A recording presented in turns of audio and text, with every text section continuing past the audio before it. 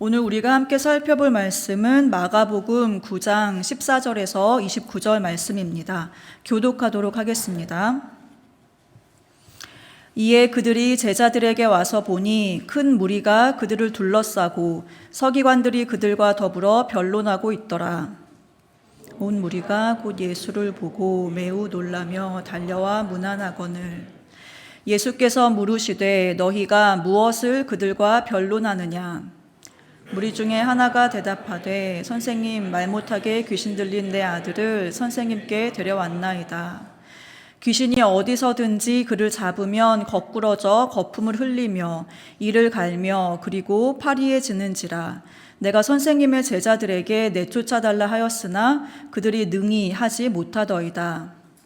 대답하여 이르시되 믿음이 없는 세대여, 내가 얼마나 너희와 함께 있으며 얼마나 너희에게 참으리요 그를 내게로 데려오라 하시매.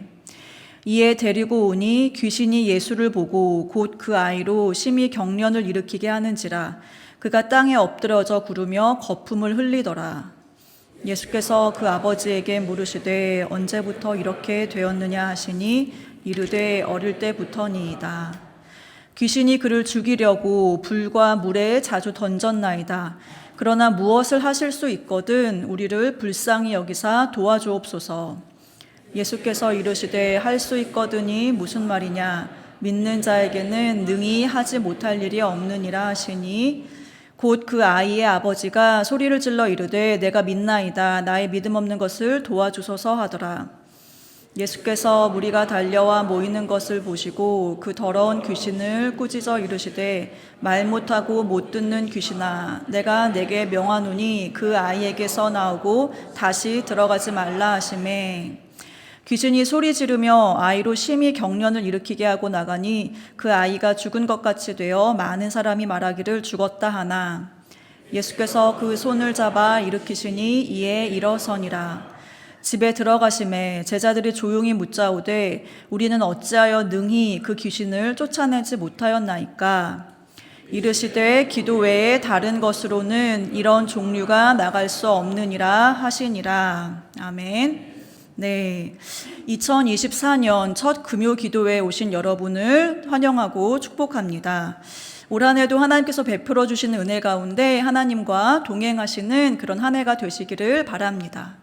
우리는 보통 한 해가 시작되면 우리 마음 가운데 올 한 해 이루고자 하는 목표와 또 새롭게 다짐하는 그러한 결단들이 있습니다.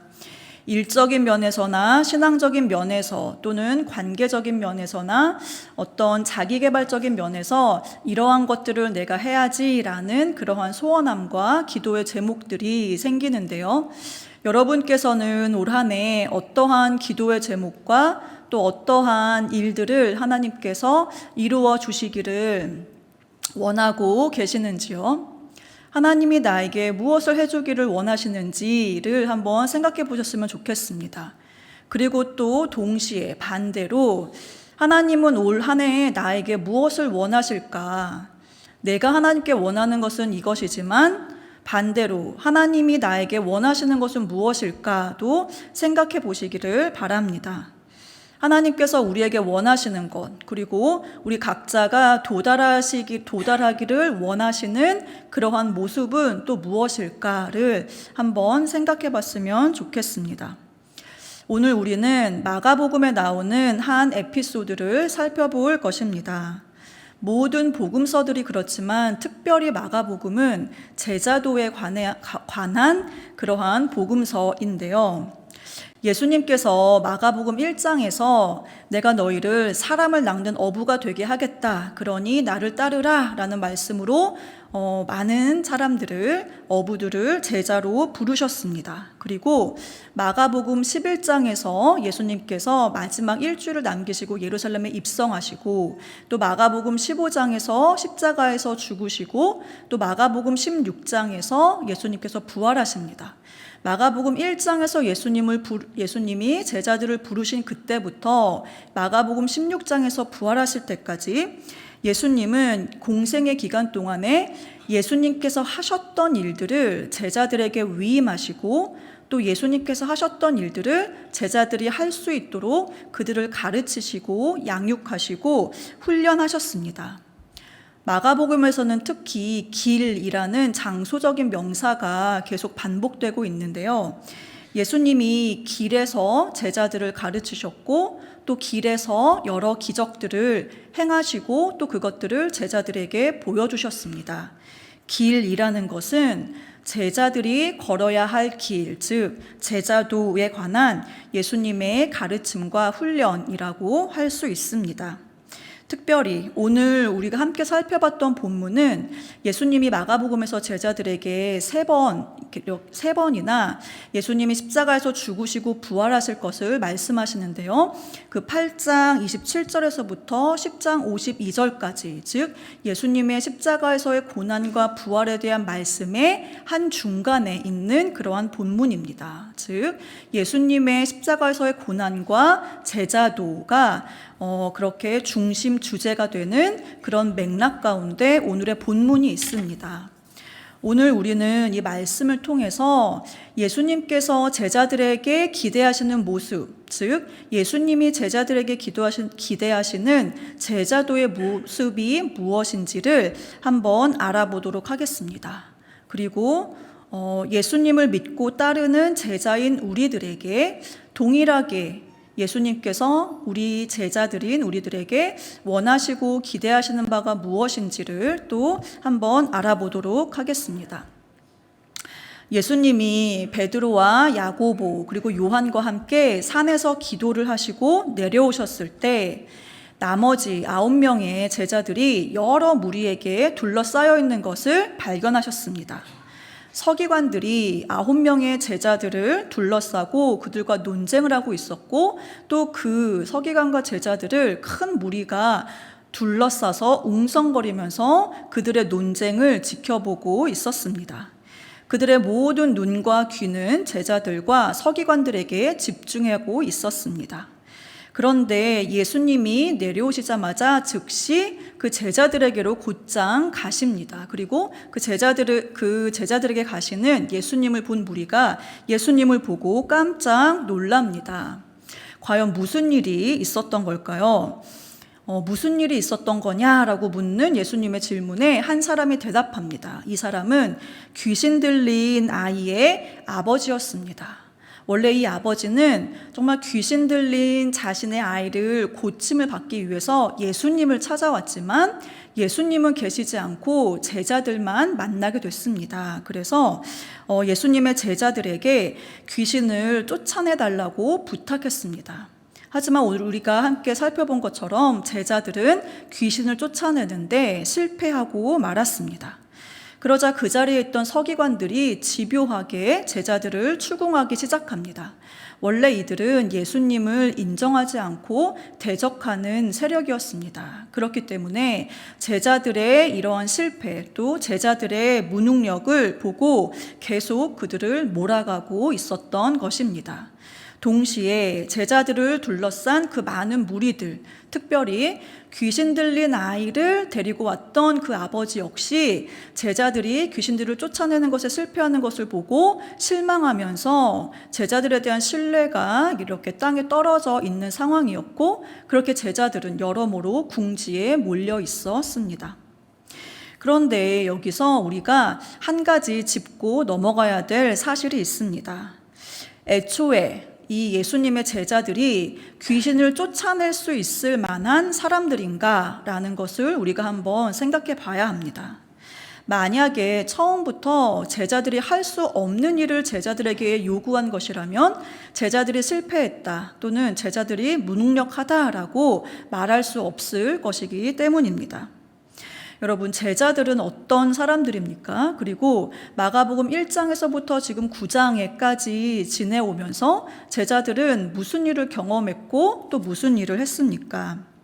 마가복음 3장 14절에서 14절을 말씀을 보면 예수님께서 제자들을 부르신 목적에 대해서 나옵니다. 함께 읽어보도록 하겠습니다. 이에 12를 세우셨으니 이는 자기와 함께 있게 하시고 또 보내사 전도도 하며 귀신을 내쫓는 권능도 가지게 하려 하심이러라. 네. 예수님께서 제자들을 부르신 목적이 너무나 선명하게 나옵니다. 가장 먼저는 예수님과 함께 있게 하시려고 제자들을 부르셨습니다. 제자들은 누구입니까? 예수님과 함께 있는 사람들입니다. 예수님과 함께 있으면서 예수님과 함께 교제하는 그러한 사람들이 제자들입니다. 그리고 두 번째, 예수님께서는 제자들을 보내사 이 세상 가운데로 보내서 전도도 하고 귀신을 내쫓는 그러한 권능도 가지게 하시려고 제자들을 부르셨다라고 하셨습니다. 이 세상 가운데서 전도를 하고, 즉 하나님 나라의 복음을 전파하고 귀신을 쫓아내고 병든 자를 고치는 일, 이 일은 정확하게 예수님께서 하셨던 일입니다. 마가복음 1장 39절에 보면 이 세 가지 일들을 예수님께서 계속 온 갈릴리를 다니면서 하셨다라고 하셨습니다. 그런데 예수님은 그 일을 이제 제자들에게도 동일하게 하라고 제자들을 부르신 것입니다. 그래서 실제로 예수님은 제자들과 함께 동거동락하셨죠. 그들과 함께 하시고 교제하셨습니다. 그리고 때가 되었을 때 제자들을 보내셨습니다. 뭐 하라고요? 전도도 하고 귀신도 쫓는 그러한 일들을 하라고요. 마가복음 6장 7절 함께 읽어보겠습니다. 12제자를 부르사 둘씩 보내시며 더러운 귀신을 제어하는 권능을 주시고 권능을 주셨습니다. 그리고 12절 13절 읽겠습니다. 제자들이 나가서 회개하라 전파하고 많은 귀신을 쫓아내며 많은 병자에게 기름을 발라 고치더라. 네, 여러분. 지금 오늘 이 본문은 9장이었죠. 근데 이 일이 있기 이미 전부터 제자들은 정말 2인 1조씩 한 조가 되어서 천국 복음을, 하나님 나라의 복음을 전파하고 많은 귀신을 쫓아내는 기적을 행했습니다. 그리고 많은 병자를 고치는 그러한 기적을 실제로 행했습니다. 예수님 없이 자신들끼리 2명씩 있을 때 그러한 일들을 정말로 해냈습니다. 그리고 또 말씀을 보면 제자들이 이 일을 하고 나서 너무 신나서 예수님께 와서 자기들이 무슨 일을 했고 어떻게 귀신을 쫓아냈고 사람들이 어떻게 반응했는지를 너무나 신이 나서 하나씩 자세하게 예수님께 고합니다. 제자들은 이미 이런 일들을 할 수 있었던 사람들이고 해왔던 사람들인 것입니다. 그러니 그 온 마을에 이러한 소문이 났겠죠. 예수님만이 아니라 예수님을 따르는 제자들도 귀신을 쫓아내더라, 병자를 고치더라 라고 하는 것들을 직접 경험한 사람도 있고 목격한 사람도 있고 그런 소문들이 났을 것입니다. 그러니 제자들은 이미 그런 일들을 할 수 있었고 많이 경험한 사람들이었습니다. 그런데 문제는 무엇이냐면 그런 제자들이 이번에는 귀신을 쫓아내지 못했다는 것입니다. 2명씩 있을 때도 했었던 그 일을 9명이나 있었는데도 1명에게 있는 귀신을 쫓아내지 못하고 실패했습니다. 왜 그랬을까요, 여러분? 네, 그 이유는 저희가 뒤에서 살펴보도록 하겠습니다. 그 이유를 살펴보기 전에 먼저 우리는 이 귀신 들린 아이와 아버지에 대해서 좀 더 한번 생각을 해보도록 하겠습니다. 이 아이는 어려서부터 더러운 귀신, 즉 악한 영에 사로잡혀서 살았습니다. 이 악한 영은 끈질기게 이 어린 아이의 안에 거하면서 아이로 하여금 말하지 못하게 하고 듣지 못하게 하고, 즉 어떤 언어적인 또 청각적인 그런 장애를 갖게 하고 온갖 어떤 증상들을 일으키게 했는데, 어떻게 보면 간질병 증상과 유사한 그러한 증상들을 이 아이 안에서 하게 했습니다. 그리고 또 그뿐만이 아니라 목숨을 위협해 왔습니다. 고의적으로 이 소년을 파멸시키고 그렇게 생명을 앗아가려는 행동들을 이 귀신이, 악한 영이 하게 됩니다. 여러분, 여기에서 우리가 실은 오늘날에 우리가 살고 있는 현대사회에서 악한 영 또는 귀신 들림이라는 것은 굉장히 드물지만 실제로 일어나는 일입니다. 하지만 굉장히 드문 일입니다. 우리가 귀신 들린 사람들을 이렇게 복음에서 굉장히 많이 보게 되는데 이것을 하나의 어떤 그냥 예전에만 일어났던 일이구나, 나와는 상관이 없고 오늘날에 21세기와는 상관없는 일이구나 라고 생각해서는 안 됩니다.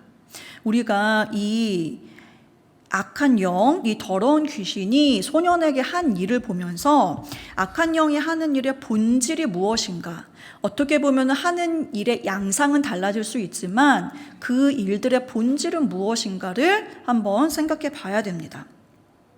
이 악한 영이 어려서부터 계속해서 이 소년을 물 가운데 물로 빠지게 하고 불로 뛰어들게 하면서 이 소년의 어떤 생명을 빼앗으려는 그런 행동들을 계속 해왔죠. 그리고 이것을 보면 우리가 알 수 있는 건 생명을 주신 하나님의 반대편에 서서 죽음의 방향으로, 즉 생명의 반대 방향으로, 죽음의 방향으로, 파괴의 방향으로 한 사람을, 한 영혼을 그렇게 끌고 가는 것, 그것이 바로 악한 영이 하는 일입니다. 네. 하나님은 우리 사람을 하나님의 형상대로 창조하시고 그에게 생명을 주셨습니다. 그렇기 때문에 하나님의 형상대로 살아가는 것, 그리고 하나님이 주신 생명대로 생명력 있게 살아가는 것, 그리고 하나님 안에서 진정한 삶을 살아가는 것, 이것이 바로 우리를 향하신 하나님의 뜻이라고 할 수 있습니다. 그런데 누구라도 사람은 하나님과의 관계 안에서만 이러한 진정한 삶을, 생명력 있는 삶을 살아갈 수 있습니다. 인간의 본질은 육체와 영혼이죠. 육체와 영혼의 연합체가 바로 인간의 본질이자 본성인데, 한 영혼이 하나님으로부터 단절되어서 죽어있는 삶을 살아가고 있다. 그렇다면 그것은 진정한 생명력 있는 삶이 아닌 거죠. 이미 죽어있는 삶일 것입니다. 하나님께서 우리를 구원해 주신 이유와 목적 역시 우리의 영혼이 다시 살아나서 생명 되시는 하나님과 교제하며 그 하나님 안에서 생명력 있는 하나님의 형상으로 살아가는 것, 이것이 바로 우리를 구원해 주신 목적이죠. 그 하나님의 다스리심 가운데서 완전한 인간됨을 회복하며 살아가는 것이 우리를 향하신 하나님의 뜻입니다. 그런데 공중권세 잡은 자인 사탄은 지금도 이 세상 한가운데서 그 영향력을 발휘하고 있습니다. 사탄은 어떻게 해서든지 한 사람을 하나님으로부터 멀어지게 하고 하나님으로부터 단절되게 해서 죄와 사망의 권세 아래서 살아가게 합니다. 그렇게 생각해 보면 무엇이 죄인가? 단순히 하나님이 하지 말라고 하니까는 이건 죄지라는 것이 아니라, 죄라는 것은 생명 되신 하나님으로부터 멀어져서 자기 파괴의 방향으로, 죽음의 방향으로 가도록 하는 그 모든 것들이 결국은 죄라고 할 수 있습니다. 반대로 하나님이 기뻐하시는 것은 생명의 방향으로, 그렇죠? 살아남의 방향, 살아감의 방향, 그렇게 회복됨의 방향으로 살아가는 것이 바로 하나님이 기뻐하시는 것이라고 할 수 있습니다. 그러니 이 귀신 들린 아이, 오늘 우리가 본문에서 살펴본 귀신 들린 아이는 너무나 극단적으로, 그리고 실질적으로 사탄의 영향하에 있는 한 사람에게 일어나고 있는 일이 무엇인가를 가시적으로 우리에게 보여주고 있는 것일 뿐입니다. 정도의 차이는 있지만, 그리고 그 양상은 다르다 하더라도 한 사람으로 하여금 계속해서 결국 죄라는 것은 우리를 병들게 하고 우리의 삶을 망가뜨리고, 그렇죠? 하나님부터 멀어지게 하는 것이 죄이기 때문에 그 모든 것들에 공중권세 잡은 자인 사탄이 있다는 것을 알 수 있습니다. 그렇기 때문에 이 악한 영에 사로잡힌 아이는 어려서부터 거꾸러져서 거품을 흘리고 이를 갈고 점점 파리해져 갔다고 합니다. 즉 점점 수척해지고 점점 생명이 꺼져가고 있었습니다. 즉 죽어가고 있는 삶을 살고 있었던 것입니다. 그런 아이를 바라보는 아버지는 얼마나 고통스러웠을까요? 아무것도 할 수 없다는 무기력이 훨씬 더 고통스러울 것이었을 것입니다. 그리고 그 아이가 그렇게 고꾸라지고 물에 빠지거나 불에 뛰어들 때마다 아버지는 있는 힘을 다해서 그 아이를 말리고 붙잡았을 것입니다. 하지만 이대로 가다가는 언젠가는 이 아이는 반드시 죽고 말 것입니다. 네. 이 귀신 들린 아이의 고통의 원인은 바로 영적인 그러한 억압과 악한 영에 사로잡힘이었죠. 그러니 이 고통의 원인을 제거하고 아이를 살릴 수 있는 분은 예수님밖에는 없었습니다. 그러나 예수님이 계시지 않아 제자들에게 부탁했지만 결국 제자들은 귀신을 쫓아내지 못했죠. 자신의 아이를 살릴 수 있는 유일한 길이 막힌 것처럼 보였습니다. 그때 예수님께서 오신 거죠. 그래서 이 아버지는 그간의 모든 사정을 다 예수님한테 얘기합니다. 그런데 이 모든 상황을 파악하신 예수님의 첫 반응이 무엇이었습니까?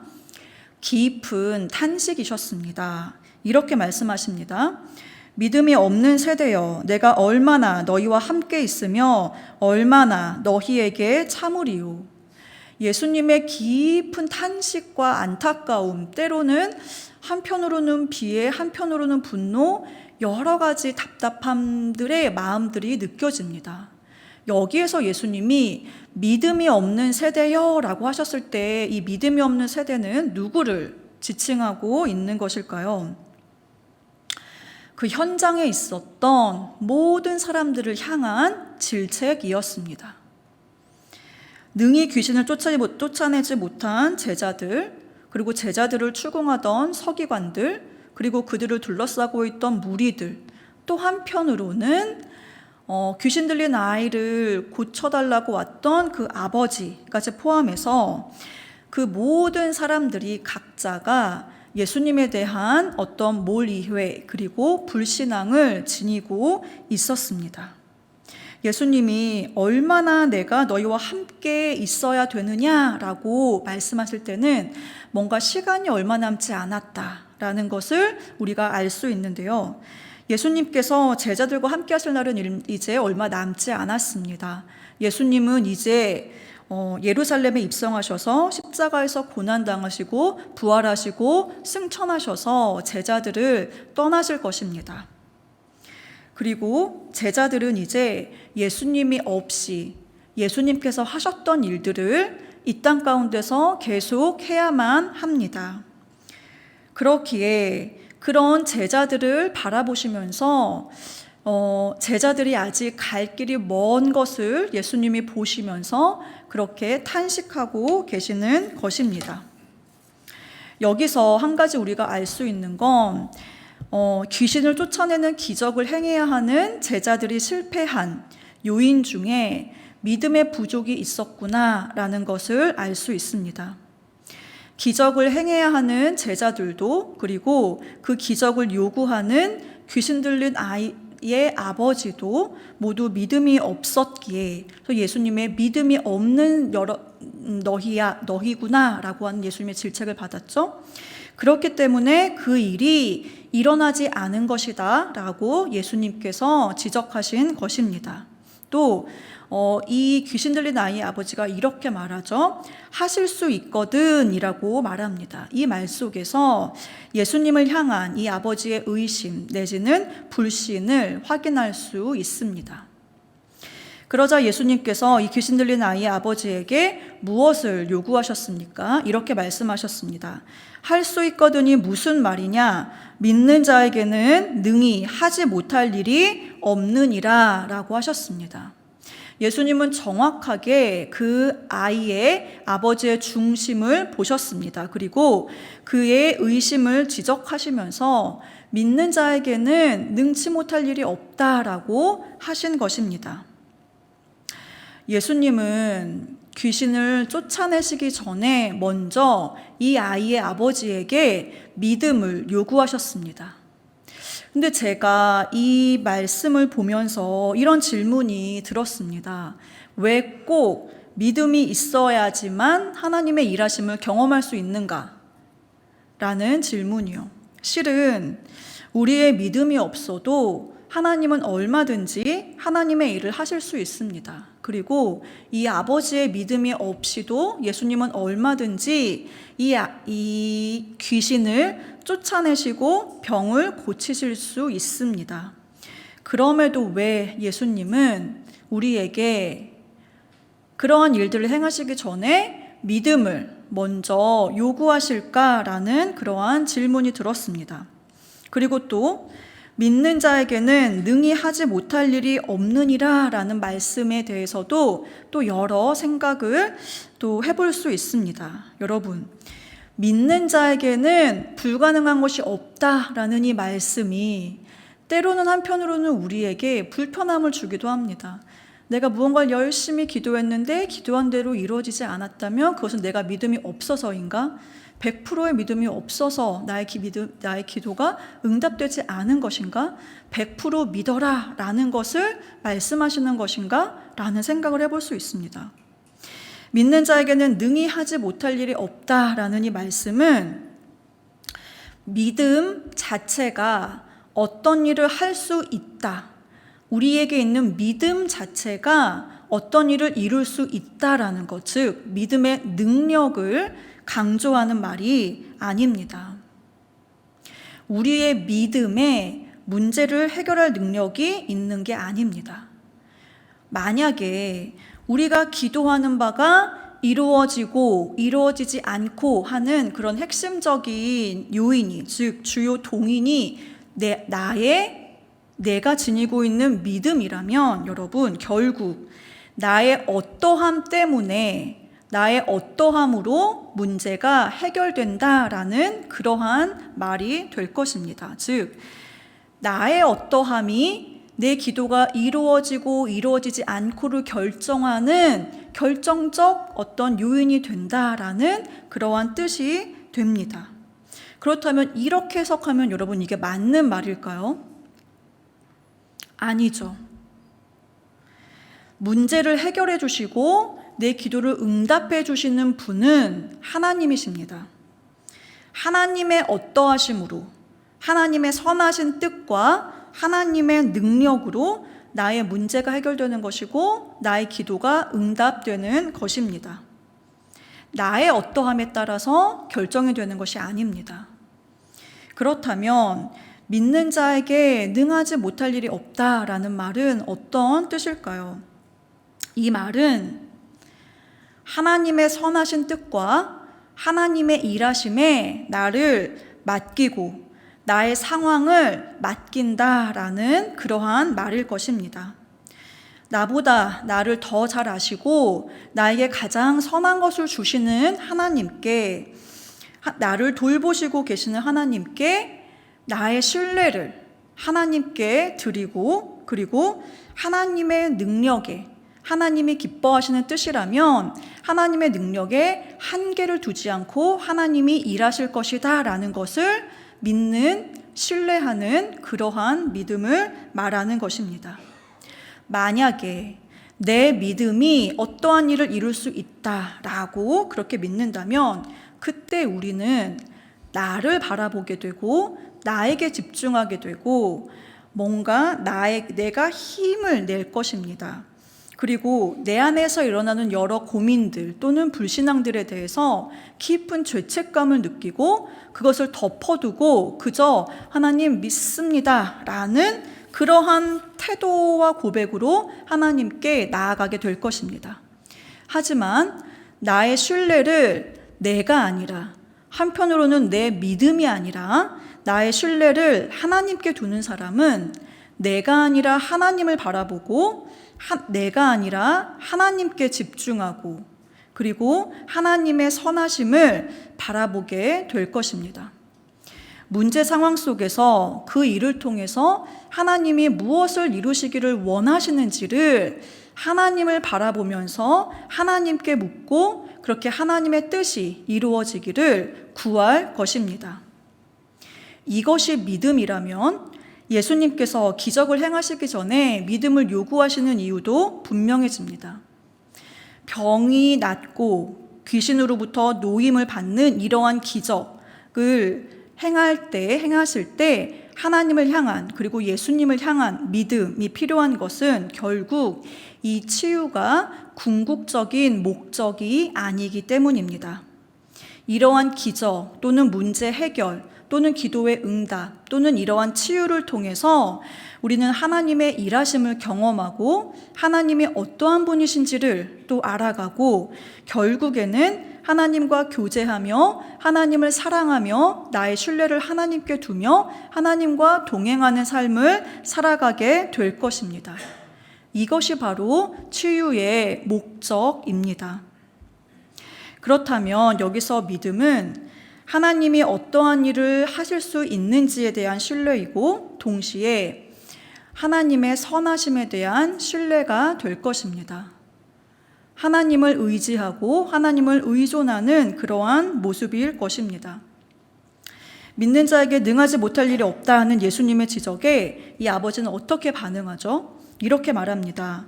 내가 믿나이다. 나의 믿음 없는 것을 도와주소서. 네, 여러분. 어떻게 보면 모순처럼 들리죠? 내가 믿습니다.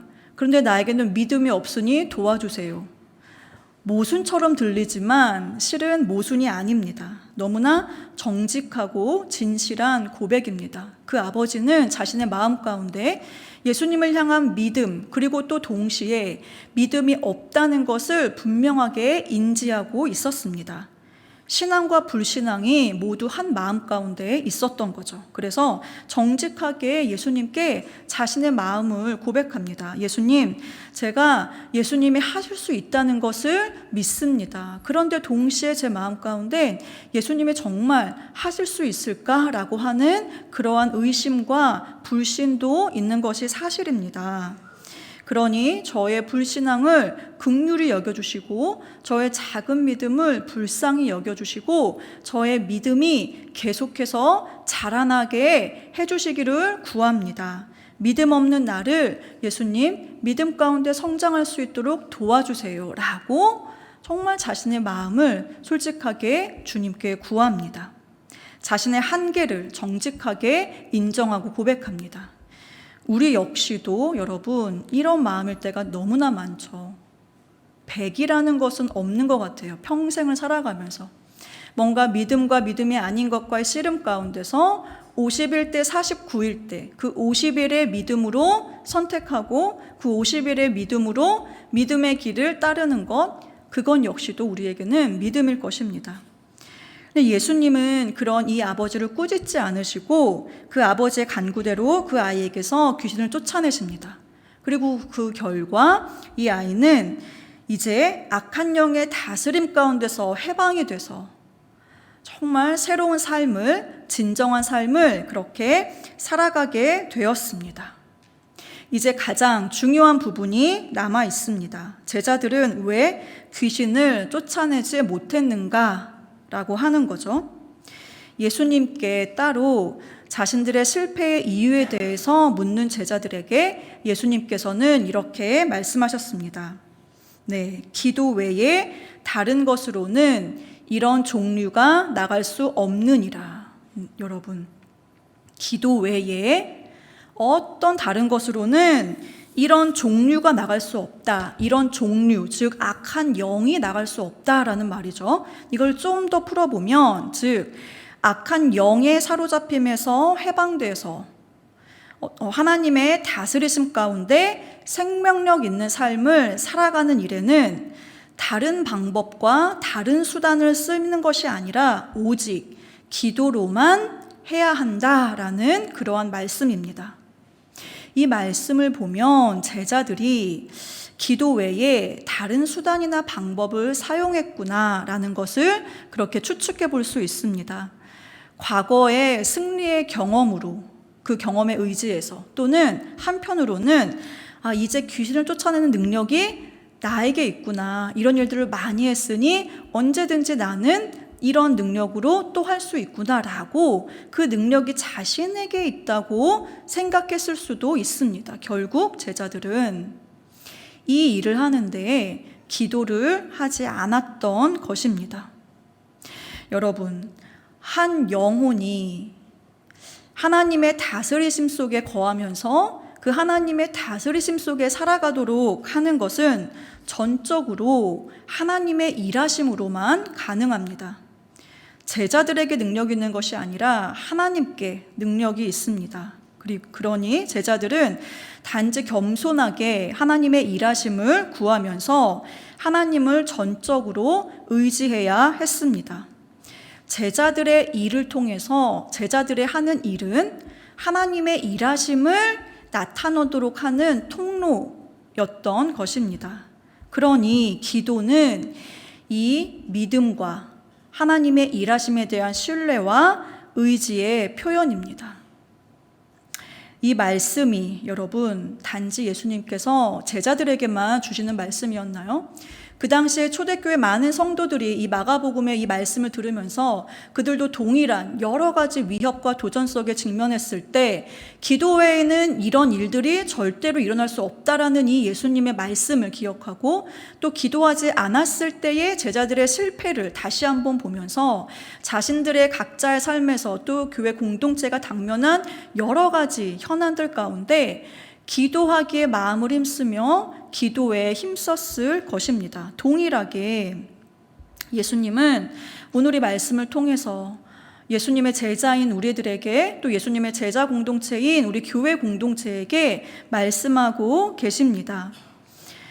예수님의 일하심 그리고 하나님의 일하심 가운데 가장 중요한 것은 하나님을 향한 신뢰, 하나님의 일하심에 대한 기대, 그러니 기도가 가장 중요하다라고 말씀하고 계십니다. 가장 중요한 수단과 방법이 바로 기도입니다. 단지 수단만이 아니라 여러분 기도는 우리가 어떻게 사역을 해야 하는가라고 할 때의 사역의 방식이고 또 우리가 이 세상 가운데 어떻게 하나님의 다스리심 가운데 살아가야 하는가라고 할 때 우리의 삶의 방식일 것입니다. 올 한 해 우리는 이 교회 공동체 안에서 정말 다양한 사역들을 하게 될 것입니다. 전 연령대의 성도들을 양육하고 훈련하고 여러 가지 예배와 섬김, 구제와 전도 등 교회 안에서 하는 많은 사역들이 있습니다. 근데 그것이 어떠한 모양이든 어떠한 사역이든 우리가 교회 공동체 안에서 하는 모든 사역은 궁극적으로 그 사역을 통해서 성도 한 사람 한 사람이 하나님의 형상으로 온전히 빚어지고 그렇게 하나님의 형상으로 자라나고 책임감 있는 하나님의 형상으로 하나님의 백성으로 살아가도록 즉 하나님의 다스리심 가운데 살아가도록 하는 것이 그 궁극적인 목적입니다. 그런데 이때 우리가 열심히 사역을 하지만 기도 외에는 한 사람이 궁극적으로 그의 영혼이 성장하고 변화되고 하나님의 다스리심 가운데 살아가는 이 모든 일들은 기도 외에는 이러한 일들이 결코 일어날 수 없습니다.